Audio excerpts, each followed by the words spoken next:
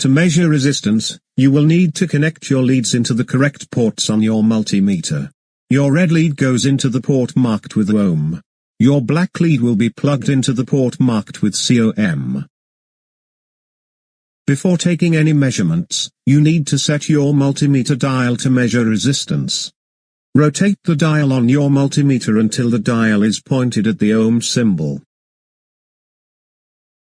On all multimeters, ohm is the symbol for resistance. The ohm symbol stands for ohms, the unit of measurement for resistance. To measure a component's resistance, the component must be disconnected from the circuit. Before disconnecting the component, turn the power off. Treat the circuit as if it still has power until you measure the voltage.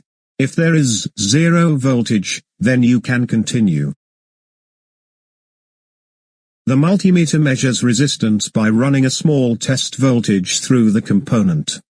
When the component has power running through it, the multimeter cannot read the test voltage. This prevents the meter from accurately reading resistance.